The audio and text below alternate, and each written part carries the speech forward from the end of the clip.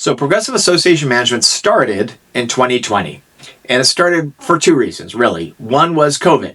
I was gravely concerned that people would stop paying rent or be allowed to stop paying rent, and that would really harm our residential management business. But probably more importantly, over the years, I'd heard from so many boards and owners, because we manage a lot of properties in associations, and we heard from those boards and those owners that they really thought that their management company was just not very good.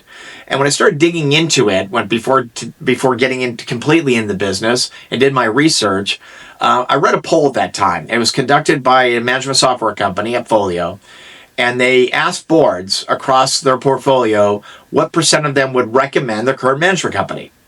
And only 33% of the boards would recommend the current management company, meaning the majority of boards were not happy with their management company. And I was very familiar with the residential side, where something like 98% of owners, once they hire a management company, are satisfied. It's almost the polar opposite. And I started asking people in the residential management business, like, why are you doing this? And, what should I do this? And collectively they said, do not do it. Do not do association management, because it's really just miserable. It's just a lot of angry boards and owners. And I thought, well, maybe it's not the boards and the owners. Maybe it's the management companies making them irritable and making them not happy with their current service. I said, well, can we do it better?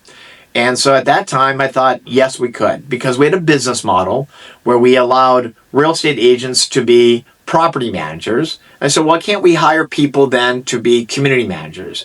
And let's give them the ability to work from home. And let's give them a better quality of life. And if they're happy, the boards will be happy. And really just took a few years then to get the back office done, the operations, because it is a different animal than residential management, meaning there's payables, there's receivables, there's collections, there's escrows, there's monthly financials. And it took us a couple of years to really get that going, get that figured out, and making sure that if we're going to promise superior customer service, we're able to deliver superior customer service. And now we go to great lengths to make sure we're documenting that. So, and we survey all of our boards annually. And we make sure that, are we providing the service we said we would? If not, what can we do better? Let's correct that problem and let's continue on.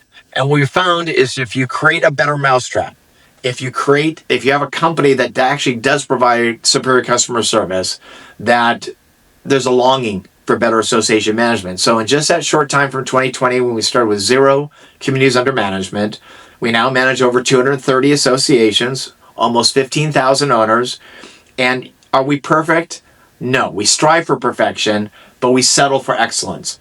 And our net promoter score isn't the 3.3 that at Folio find, meaning that only 30% of the companies, the boards were happy with the management company. We're currently at 75% of our boards are satisfied with the service providing. We're not happy with that. Our goal is 95%. Really, our goal is 100%, but it's hard to please all the people all the time. So that's how we got into association management.